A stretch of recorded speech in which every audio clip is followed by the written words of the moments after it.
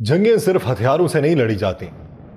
नजरियात और अकीदे जब बारूद की शक्ल इख्तियार कर लें तो दुनिया की सबसे महफूज सरजमीन भी मैदान जंग बन जाती है। एक वक्त था जब तेहरान की फजा में सिर्फ मुज़ाकरात की बाज़गश सुनाई देती थी। आज वहां मिसाइल उड़ने का शोर है। इजराइल जो बरसों से खित्ते में अपनी अस्करी बरतरी के नशे में झूमता रहा, अब खुद ही अपनी सरजमीन पर गिरते हुए मिसाइलों, तबाह होती इमारतों और बिजली से महरूम शहरों का तल्ख तजर्बा कर रहा। तल अबीब जो कभी सिर्फ फलस्तीनियों की बर्बादी देखता था, आज खुद वीरानी की तस्वीर बन चुका। ईरान जिसे हमेशा मगरिब ने महज एक खतरा समझा, अब एक अमली कुव्वत की सूरत में सामने आया जो सिर्फ हमला नहीं कर रहा बल्कि पैगाम दे रहा है कि रूहानियत अगर बेदार हो जाए तो वह ना सिर्फ मजलूम का दिफा करती है बल्कि जालिम के कले भी लर्जा देती है। यह सिर्फ मिसाइलों की जंग नहीं, ये एक अकीदे की बेदारी है जिसने मशरक़े वस्ता के तवाज़ुन को हिला के रख दिया है। आप सब पर सलामती हो, मैं यासिर रशीद हूं और आप देख रहे हैं 92 डिजिटल। नाज़रीन, ताज़ा तरीन इत्तलात के मुताबिक ईरान से ही सिर्फ मिसाइल नहीं दागे जा रहे। यमन से दागे गए मिसाइल हमले के बाद मकबूजा फ़लस्तीन के वस्ती और जनूबी इलाकों में कई इजरायली बस्तियां जो हैं वो ख़तरे के सायरनों से गूंज रही हैं। हौसी मज़ाहमती फोर्सेस यानी अंसारुल्लाह की जानिब से किए गए इस अचानक हमले ने इजरायली दिफाई निज़ाम को एक बार फिर चौकन्ना कर दिया। शहरी आबादियों में खौफ व हिरास है। दिफाई हुकाम कहते हैं सायरन उन इलाकों में बजे हैं जहां मुमकिन मिसाइलों का हदफ था, जबकि इजरायली एयर डिफेंस उन मिसाइलों का सुराग लगाने और उन्हें रोकने की कोशिश कर रहा है। और यह हमला एक बार फिर इस बात का सबूत है कि यमन की सरजमीन भी अब इजरायली जारहियत के खिलाफ महाज पर सरगर्म हो चुकी है और मशरक़े वस्ता का नक्शा लम्हा ब लम्हा बदल रहा। सबसे बड़ी चालाकी ईरान ने अगर कोई की वो ये थी कि अपने जो लॉन्चिंग पैड्स थे वो डिकॉय लॉन्चिंग पैड्स भी मुख्तलिफ जगहों पर रखे, यानी धोखा देने के लिए 12 मकामात ऐसे थे जहां पे लॉन्चिंग पैड्स रखे गए। वहां पे अहदाफ को निशाना इजराइल की जानिब से बनाया गया। और अब जब सवाल पैदा हुआ कि लॉन्चिंग पैड्स अगर तबाह थे, समंदर के रास्ते जो है वो आपने सबमरीन से मिसाइल दाग लिए, यमन से मिसाइल दागे गए, तो ये जो अभी खुफिया मिसाइल आपने दागे हैं कि जिससे आपके नज़दीक पुराना जितना भी मवाद था वो आपने निकाल लिया, 20 से 30 साल पुराने मिसाइल आपने चला लिए, नए मिसाइल भी चलाए जा रहे हैं। लॉन्चिंग पैड्स कितने मौजूद थे जहां से ये चलाए गए? तो इत्तलात ये हैं कि जंगी हिकमत अमली के तहत एक नई जो है वो लड़ाई और एक नया ख्याल जो है वो ईरान ने अपनाया कि अपने झूठे धोखा देने के लिए लॉन्चिंग पैड्स मुख्तलिफ जगहों पर रखे और उसको इजराइल निशाना बना के ये सोचता रहा कि अब वापस हमला करने की ताकत ईरान के अंदर मौजूद नहीं रही और ईरान ने वहाँ पर चौकन्ना किया। और फिर उसके बाद आज के दिन एक बड़ी फांसी दे के ये पैगाम दिया कि हम तुम्हें कब्र तक पहुँचा के आएंगे। वो किसकी हुई वो भी आगे चल के बताऊंगा। लेकिन अमरीकी तैयारा बरदार बहरी जहाज USS निमिट्स उसने जनूबी बहेरा चीन से रवानगी इख्तियार कर ली और अब वो मगरिब की समत बढ़ रहा। ये पेशरफ्त बहरी जहाज़ों की निगरानी करने वाली वेबसाइट जो है मैरीन ट्रैफिक के डेटा से जाहिर हुई है और वियतनाम के वस्ती हिस्से में तयशुदा बंदरगाही पड़ाव के लिए होने वाली इस्तकबालिया तकरीब भी अचानक मनसूख कर दी गई है, जिसके बाद USS निमिट्स ने अपनी मौजूदगी का दायरा बदल लिया। ये तब्दीली तब हुई जब खित्ते में जोग्राफियाई कशीदगी, खासतौर पे अमेरिका, चीन और इलाकाई इत्तेहादियों के दरमियान भी बेचैनी है और माहिरीन के मुताबिक इस गैर मुतवक्के कदम से मुमकिना तौर पे अमेरिका की स्ट्रेटेजिक अस्करी नकलो हरकत में कोई अहम तब्दीली वाक़ हो रही है जो न सिर्फ वियतनाम बल्कि पूरे बहरुल काहिल के दिफाई तवाज़ुन पे असर डाल सकती है। उधर फ्रांस के अंदर क्या हुआ है? फ्रांस में दुनिया की सबसे बड़ी असलहा साजी की टेक्नोलॉजी कॉन्फ्रेंस हो रही थी। पेरिस दिफाई नुमाइश में इजराइल के जो हथियार थे उनको नुमाइश से रोक दिया गया। इस इकदाम को आलमी सतह पर एक अहम सियासी पैगाम के तौर पे देखा गया, क्योंकि ये फैसला तब है जब दोनों मुमालिक ईरान और इजराइल के दरमियान जंग जारी है और फ्रांसीसी हुक्काम के मुताबिक ये फैसला इंसानी हुकूक के तहफ़्फ़ुज़ और बैनुल अक़वामी क़वानीन की पासदारी के तहत किया गया और ख़ास तौर पर उन हथियारों की नुमाइश पर पाबंदी लगाई गई जो फ़लस्तीन और ईरान पर हमलों के खिलाफ इस्तेमाल हो चुके हैं या हो सकते हैं। इजरायली वफ्द ने इस पाबंदी पर शदीद तहफ़्फ़ुज़ात का इजहार किया और इसे सियासी तासुब करार दिया। इस फैसले ने यूरोप और मगरबी दुनिया में असलहे की फ़रोख्त और दिफाई अखलाकियात के बारे में नई बहस को छेड़ दिया, जिसका असर जो है वो मुस्तकबिल में इसराइल की असलहा साजी सनत और उसके बैनुल अक़वामी साख के ऊपर भी पड़ेगा, क्योंकि फ्रांस ये तासुर नहीं देना चाहता, वो जो बैक के ऊपर मौजूद थे, वो जो हमेशा तहफ़्फ़ुज़ पहुंचाते रहे, वो जो फंडिंग करते रहे, वो जो कहते रहे कंधे के साथ कंधा मिला के खड़े होंगे, अब वो साइड पे क्यों हो रहे? ये तो साम्राज्यी ताकतें थी, ये तो दुनिया के बड़े मुमालिक थे, असलहा साजी की फैक्ट्रीज इनके हाथ में थी, पूरी असलहा साजी की सनत इनके हाथ में हुआ करती थी। अब जब एक बखिए उधेड़ने पे उतर आया है तो दूसरे जो है भागे हैं वहां से कि अगर एक मुल्क उठ के किसी के बखिए उधेड़ सकता है, कल को हमारी तरफ ना आ जाए।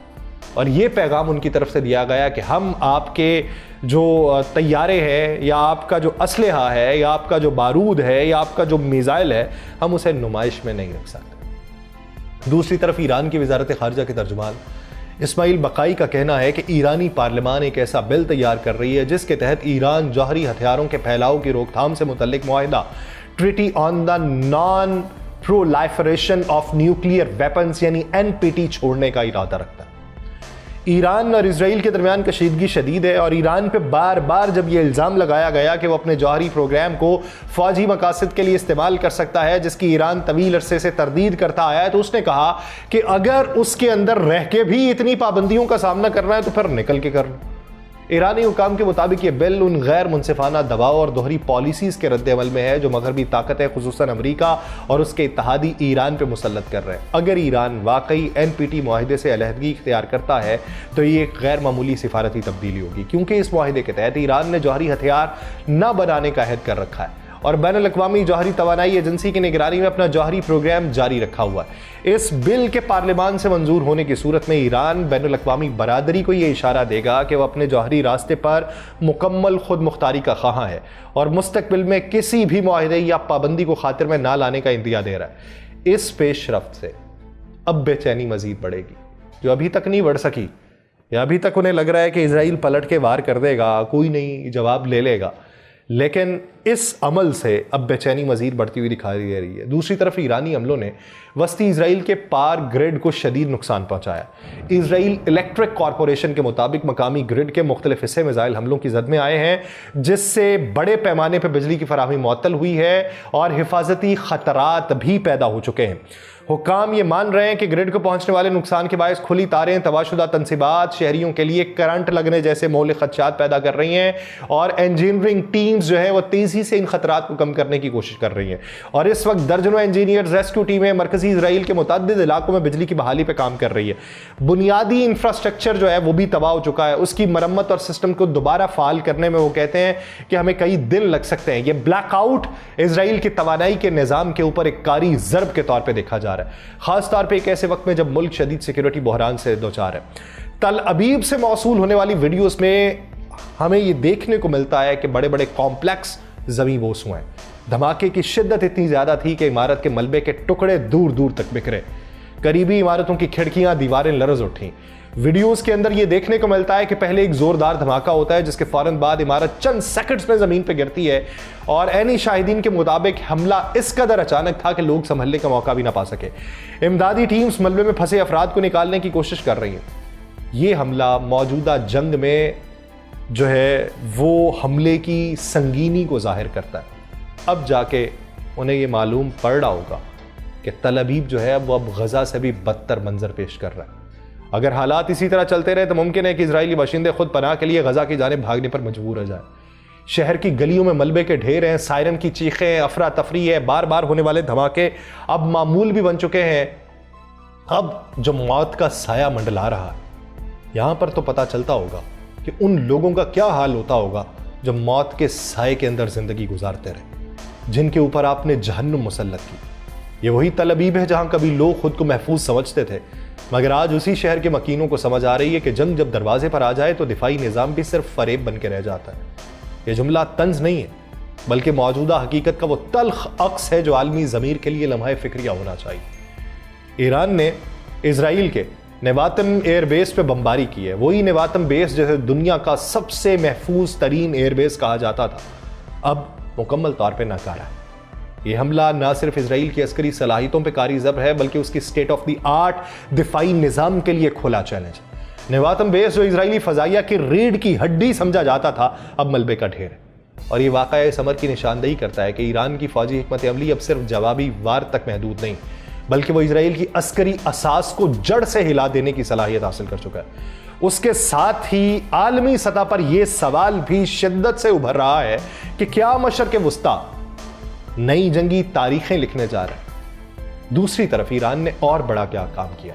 इजरायली खुफिया इदारे मोसाद के लिए जासूसी के इल्ज़ाम में इस्माइल फ़िक्री को आज सजाए मौत दी गई। इस्माइल फ़िक्री एक नहायत पेचीदा खुफिया कार्रवाई के दौरान गिरफ्तार हुआ जब वो ताहाल मोसाद से रवाबित में था और उसने मोसाद को खुफिया मालूमात फ़रोग़ करने की कोशिश की जिनमें ईरानी अस्करी मराकज़, हसास मकामात और मखसूस शख्सियात से मुतल्लिक तफसीलात शामिल थीं।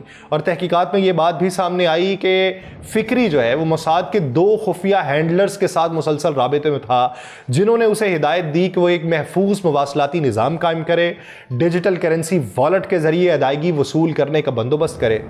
ये आज के दिन उसे फांसी देके ये कार्रवाई करके ना सिर्फ ईरान की इंटेलिजेंस सलाहियतों का मज़हर सामने आया है बल्कि मोसाद के खत्ते में जारी खुफिया सरगर्मियों के खिलाफ एक ताकतवर पैगाम भी है। और ईरानी हुकाम कहते हैं इजरायली खुफिया इदारे के लिए जासूसी के इल्ज़ाम में इस्माइल फ़िक्री को आज सजाए मौत दे दी गई है।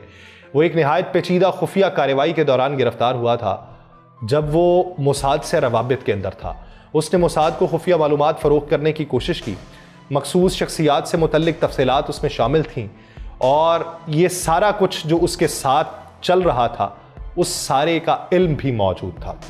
दूसरी तरफ ईरान पे इजराइल के हमले से पहले अमरीकी हुकूमत की जानिब से खुफिया तौर पे 300 हेल फायर मिसाइल्स की मुंतकली जो है वो इजराइल को की गई।